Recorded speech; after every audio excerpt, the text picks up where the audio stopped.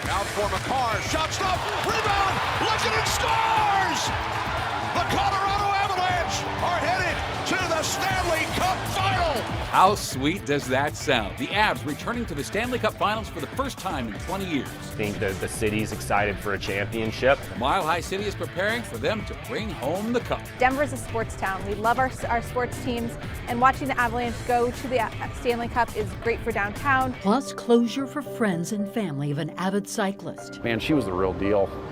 The real deal. These loved ones are keeping her memory alive by doing what she loved. We were just not just husband and wife, but we were teammates.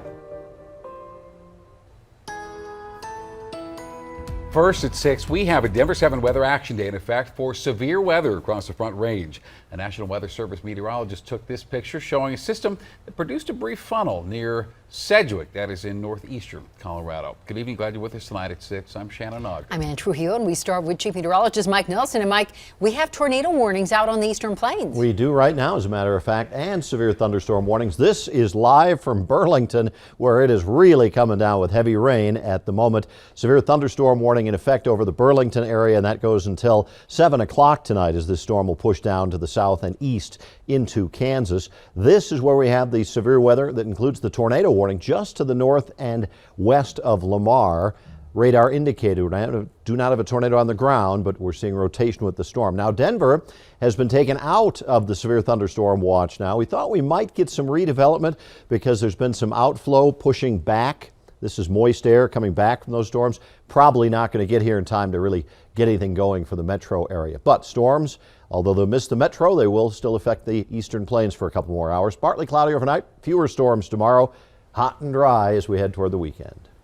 And now to the Colorado Avalanche, now on top of the Western Conference and back in a position they haven't been in more than 20 years. Avs back in the Stanley Cup Finals. 4 wins away now from their third cup in franchise history. And their opponents still to be determined, but we do know the Ball Arena will be rocking no matter who comes to town. Denver 7's Ivan Rodriguez there at pre-rockin' Ball Arena with all this excitement building a crowd around here. Ivan?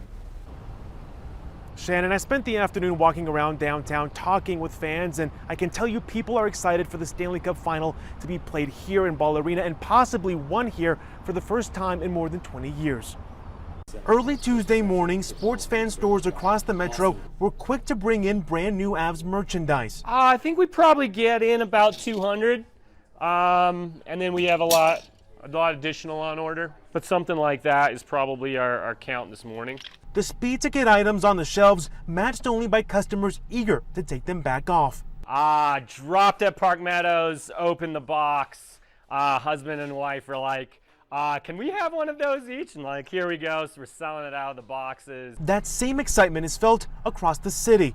This is a huge deal for Denver because not only are the Avalanche in the Stanley Cup, which is so exciting for the first time in 15 years, but Denver's a sports town. We love our sports teams. Kate Barton with the Downtown Denver Partnership says fans will have to wait to hear about the events and celebrations the city is planning. I don't think we can talk about it because we don't want to jinx it, but I will just remind folks, when the Broncos won the Super Bowl, this town was electric. Though Matthew Payne with the Denver Sports Commission confirms those conversations have started. News is still fresh off of last night's win, but I know that there has been discussions kind of at the city level about some of the activations that could take place for people here locally and all the Avs fans, and of course the ones that are coming in from the region or possibly around the country. That's the character of the team. They don't freak out. Few have been closer to every step the Avs have taken than Sport Talk host Darren D-Mac McKee, who flew back from Edmonton fresh off the win this morning. Well, I was around when they last won the cup, over 20 years ago, and there's a certain sense of pride with hockey fans and the hockey community. D-Mac senses those celebrations from 2 decades ago could repeat themselves. If they do, it'll serve as a massive win for the Avs and the city. But in general, it was just a massive amount of joy and celebration. And so that's what I anticipate with this too. Joy and celebration, because I think good things are coming. We did some investigating just in case you were thinking about going to a game. The cheapest ticket that I could find right now costs $900, and the most expensive one is going to run you several $1,000s. Live outside Ball Arena, Ivan Rodriguez, Denver 7. And free to watch right here on Denver 7. Thank you very much, Ivan. And the last time the Avs were in this position was back in 2001. They beat the Devils in 7 games for their second Stanley Cup. And look at that crowd. Tens of thousands came to downtown Denver for the big parade. So here's hoping we have another scene like this later this month. Now, it's still too early to tell when the Avs will take the ice next. What we do know is their opponent will either be the New York Rangers or the Tampa Bay Lightning. The Rangers currently lead that series 2-1, and the Avs won both their games against both teams during the regular season. So no matter who the Avs play or when, you will be able to watch the Stanley Cup Finals right here on Denver 7. New at 6, the former Lake County coroner and his wife have been found not guilty of attempted tampering of a dead body and abuse of a corpse. Shannon and Stacy Kent were arrested February of last year after a body was found in a funeral home they owned together in Silverthorne. The Kents surrendered their license to operate a funeral home 3 months earlier. The DA says they'd hoped for a different outcome, but say they respect the jury's decision. Gwen Inglis is remembered for her passion for cycling, which turned her into a national champion.